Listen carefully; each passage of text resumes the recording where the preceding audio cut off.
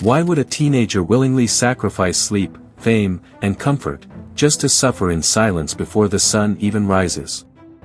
At 5 a.m., long before TikTok starts buzzing with filters and ego, Ryan Williams is already drenched in sweat at Tampa's House of Athlete. He's not here for clout. He's following the footsteps of a legend. Devonta Smith, the only wide receiver in Alabama history to win a Heisman, looked at this kid and said, "He's different." And not because of a viral clip, but because of the way Ryan bleeds commitment when nobody's watching. What's happening in this gym could shake college football to its core, but nobody's paying attention yet. Before we go further, if you breathe Alabama football like we do, smash that like button, subscribe now, and drop a comment with where you're watching this from. Let's hit 1,000 subscribers this week. If we do, I'll release a video with insider revelations that will blow your mind. Back to Ryan. There's something eerie about how he moves, precise, calm, ruthless. While rivals rehearse their highlight dances, Ryan is mastering pain. He's building endurance for something bigger than yards and touchdowns, he's crafting legacy. You see, legends aren't made in bright lights. They're built in the dark. That's where Devonta found himself once. And now he's watching this quiet freshman mirror his path with terrifying precision. How far can this kid go? Is he chasing greatness, or is he about to redefine it? And here's the real kicker, Ryan isn't alone in this transformation. There's another name whispering through Tuscaloosa's corridors. A name about to explode. But why has Alabama been treating this like classified intel? How do you spot greatness before it blooms? Devonta Smith, known for his icy calm and surgical precision, didn't need a full season or a viral play to see it. All it took was one early morning session. "He's got that look," Smitty whispered to a trainer. It wasn't a compliment, it was a prophecy. Ryan Williams didn't speak much, didn't post, didn't need approval. His repetitions were obsessive, robotic, almost frightening. Every route, every pivot, every cut, done with the violence of someone escaping failure. In a world desperate to be seen, Ryan became dangerous by disappearing. What made Devonta so sure? He'd seen grinders before, seen hype before, but Ryan's hunger was different. It didn't come from pressure or praise, it came from a belief that he didn't deserve anything unless he earned it silently. While the rest of the nation focused on returning quarterbacks and new coaching hires, insiders close to Alabama began taking notes. They weren't leaking it to media. They weren't even talking in public. But something was happening. Quietly, in the background, whispers turned into predictions. A few staffers even started calling him next. But if Ryan was next, then who was now? That's where things take a sharp turn. Because at the exact moment Ryan's reputation was being forged in Florida sweat, another young weapon was getting ready to detonate. A player built like a storm, fast, bruising, unstoppable. Someone who didn't want the future, he wanted the present. And if Ryan was Devonta's shadow, this other kid was his storm. So why is Alabama pretending he doesn't exist, at least, publicly? What kind of player skips an entire year of high school just to join the battlefield early? Ezavier Crowell isn't just fast, he's a calculated weapon. At 5 feet 11 inches, 210 pounds, and nearly 2,000 rushing yards in a single season, Crowell didn't ask for attention. He demanded urgency. His decision to reclassify was more than ambition. It was war. Alabama didn't chase him with fanfare. They opened the door, and Crowell walked in like he'd already been there. His official visit, buried quietly between June 20th and 22nd, didn't leak to press, and yet insiders knew, this wasn't just a visit. It was a message. Why the secrecy? Because Alabama isn't recruiting, they're rebuilding an empire. Crowell represents a psychological shift. A signal that under Kalen DeBoer, the dynasty isn't dead. It's just reloading in silence. The coaching staff didn't tweet cryptic messages. There were no flashy edits. Just a quiet flight to Tuscaloosa, a locked room, and real conversations. What he brings is more than stats, it's mentality. He didn't want a tour. He wanted schemes. Depth charts. Real-time positioning. Crowell wasn't auditioning, he was negotiating. And here's the twist that no one saw coming: Crowell didn't commit right away. He chose June 26 for his decision, a date no one in Tuscaloosa has taken lightly. Because behind the scenes, that day became a deadline. Coordinators whispered. Staff schedules shifted. The locker room buzzed.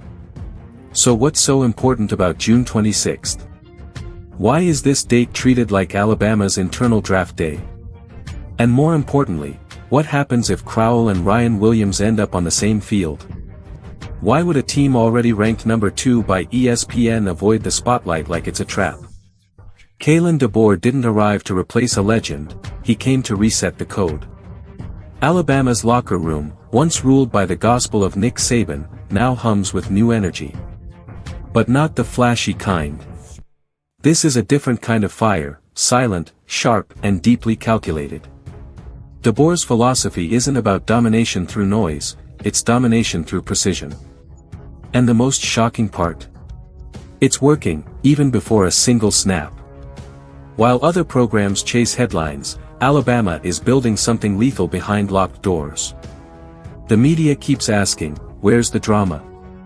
But drama only surfaces when things fall apart. At Bama, everything is clicking in silence. Crowell's visit didn't come with hashtags. Ryan Williams' rise didn't launch a PR campaign.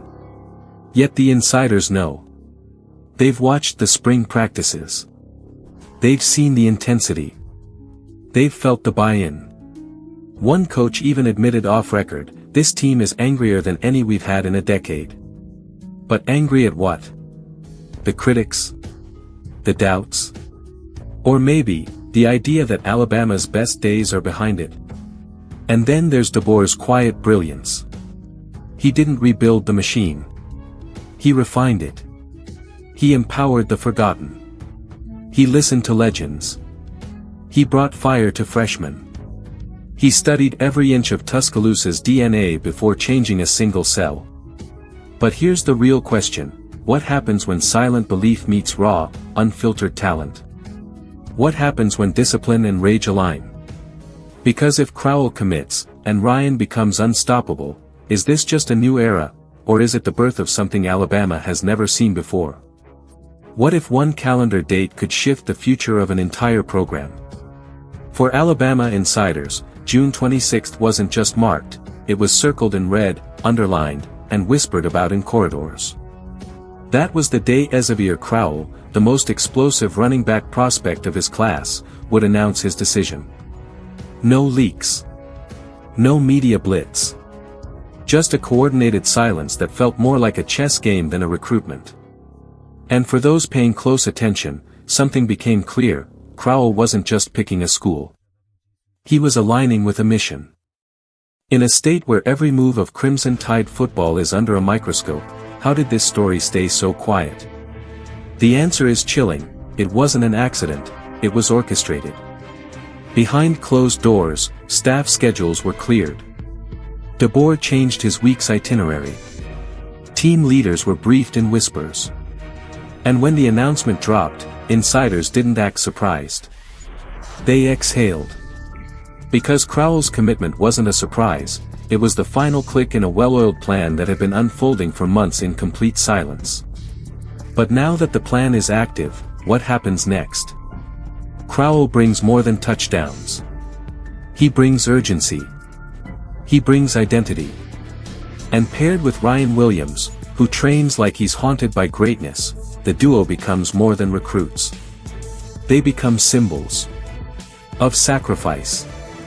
Of silence. Of strategy. So what does that mean for Alabama's offensive future?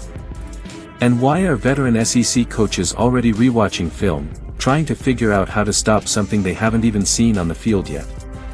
What if you could pinpoint the exact moment a new dynasty begins, and realize it wasn't loud at all? For Alabama, that moment might have come not with confetti or cameras, but with a handshake between two teenagers, Ryan Williams and Ezavier Crowell. On paper, just names. In reality, a blueprint. Because if these two train together, bleed together, believe together, something terrifying happens. Not just for defenses. For everyone who thought the Crimson Tide was slipping into a post-Saban coma. They were wrong. Dead wrong. You don't recreate history by copying the past, you honor it by evolving it. Devonta Smith didn't train Ryan to repeat, but to surpass. Crowell didn't reclassify to blend in, he came to dominate now. And Kalen DeBoer, orchestrating from the shadows, didn't promise flash. He promised fire. Together, this trio isn't rebuilding Alabama. They're redrawing it. Because if culture is what wins long-term, this group is already ahead. They're not influencers. They're architects. And the foundation they're laying? It's made of pressure, pain, and prophecy. But why isn't the country talking about this? Why are the headlines still stuck on Georgia's reign or Ohio State's nil war? Maybe it's because dynasties don't announce themselves, they arrive.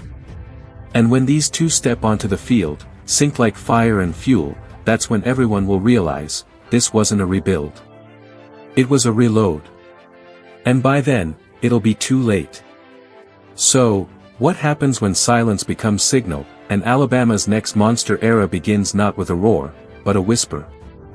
What if the biggest threat to Alabama's future wasn't on the field, but in a boardroom? While Ryan and Crowell built their legacies in silence, another storm was forming, the nil war. Texas A&M and LSU were throwing money like grenades, each trying to pull in the most electrifying WR in the nation, Booby Feaster. The kid had it all, speed, showmanship, and a price tag that shook recruiters. And Alabama? They weren't just outbid, they were outgunned. But that's the twist, they didn't flinch. Because DeBoer wasn't chasing flash. He was recruiting fit. Culture. Discipline. Still, it created a dilemma. Could Bama hold the line without breaking the bank? Feaster's name gained traction on social media. Fans demanded answers. Message boards exploded. But behind the scenes, Alabama stood firm. They weren't building a team for views, they were building one for victories. And that meant walking away from the circus, even if it cost them a highlight reel. But here's the dangerous part, what happens when walking away means losing ground, or worse, respect? That's when the staff did something bold, they pivoted. Quietly, they revived interest in a name almost forgotten, Ryan Mosley. Less flashy. More disciplined. A WR from a powerhouse program with blood in his routes and structure in his game. Alabama didn't need fireworks. They needed foundation. But could they convince fans, and themselves, that this was the right move? Because as nil giants flash cash, is Alabama's culture still strong enough to attract greatness without a price tag?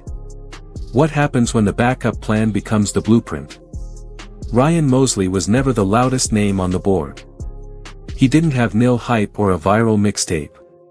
He just stayed close to the program, close to the culture, close to opportunity. While Booby Feaster flirted with bids and buzz, Mosley trained in silence. And then, everything shifted. Suddenly, insiders weren't talking about who Alabama wanted, they were asking who Alabama needed. And Mosley's name kept resurfacing. Not by accident, but by presence. His profile wasn't built on flair. It was forged in grit. Playing for Carrollton, a high school that functions like a college factory, Mosley faced elite competition every week. His routes? Sharp. His hands? Reliable. His mindset? Pure Alabama. While others talked, he listened. While others posted, he studied. Coaches started seeing it, the Devonta Smith blueprint, low noise, high output. And just like that, the quiet WR became the loudest name in the room. But could he carry the pressure of being the one nobody expected? That's the tension now burning inside Tuscaloosa. One spot left. One room nearly full. And a fanbase divided. Some scream for a star. Others whisper for a soldier. And Ryan Mosley? He doesn't scream or whisper, he works. But the question hangs in the air like smoke after a clash: if Alabama locks the class with him, did they settle, or did they secure the missing piece of something much bigger? What if the key to Alabama's future was hidden in its past? Josh Jacobs didn't win the Heisman. He wasn't a top recruit. But when the Green Bay Packers dropped $48 million on him, it wasn't just for stats, it was for presence. Jacobs ran like he had ghosts behind him. Because he did. Homeless as a kid, sleeping in cars with his father, he arrived at Alabama with no spotlight, just hunger. Real hunger. And now, with over 1,000 rushing yards as a rookie and 4 1K seasons behind him, he's become more than an NFL success. He's become a blueprint. And that blueprint? Ryan Williams follows it in silence. Ezavier Crowell channels it in urgency. Neither is trying to be like Josh. But they carry his spirit, that Alabama fire that doesn't chase applause, it creates legacies. Coaches in Tuscaloosa know this. They see it in the way Ryan trains without cameras. They hear it in the way Crowell demands accountability in practice. And they remember what Jacobs brought, the kind of leadership that doesn't talk, it pulls people upward. His energy shifted rooms. His presence demanded attention. And now, his legacy sets the standard. So the question becomes, are Ryan and Crowell just elite athletes, or are they leaders in the making? Can they turn the locker room into a furnace of focus, like Jacobs did? Because if they do, Alabama doesn't just get touchdowns. It gets engines. And when that happens, you don't build a team, you build a movement. But can that kind of quiet leadership still survive in today's loud, nil-driven college football? Or are we watching the rebirth of an old-school formula, in a new-era warzone? What if the loudest fire makes no sound? That's what's happening inside Alabama's locker room. Outsiders see calm, insiders feel chaos. Not the kind that breaks programs, the kind that forges monsters. Ever since Ryan and Crowell aligned, practices have changed. Intensity doubled. Tension cracked through drills. A scout visiting in June whispered, "They're training like they already lost something." But they haven't. That's the point. They're preparing like underdogs in a state that doesn't tolerate second place. And DeBoer? He's not pouring water. He's feeding the flame. It's more than just reps, it's psychology. Players are being tested under pressure not to win games, but to win habits. The culture is raw again. Honest. Brutal. And for the first time in years, veterans say the locker room hurts in a good way. The kind of hurt that makes you show up early. Stay late. Question yourself at midnight. Crowell's arrival didn't just add talent, it shifted expectations. Ryan's obsession with precision didn't just raise standards, it exposed the ones who weren't serious. And that exposure is tearing through the depth chart like wildfire. But here's what the world doesn't see, none of it leaks. No tweets. No viral clips. No distractions. Just smoke behind closed doors. And when a program that once thrived in chaos suddenly finds peace in secrecy, something is brewing. Something dangerous. Because when silence burns hotter than noise, the explosion is always louder. So what happens when these players stop preparing, and start unleashing? And what if that moment is closer than anyone dares to imagine? What if the most important decision in Alabama's future is happening, and no one's talking about it? While the spotlight clings to Ryan and Crowell, another war is raging silently, the quarterback battle. With Jalen Milroe off to the NFL, the throne is empty. And the contenders? Ty Simpson, the seasoned backup. Austin Mack, the spring standout. Keelan Russell, the dark horse freshman. Kalen DeBoer won't say who's ahead. But insiders hint, one name is quietly pulling away. And that silence? It's louder than a press conference. Simpson brings familiarity. He's felt the heat of SEC lights. But Mac? He's the surprise. Fast reads. Calm footwork.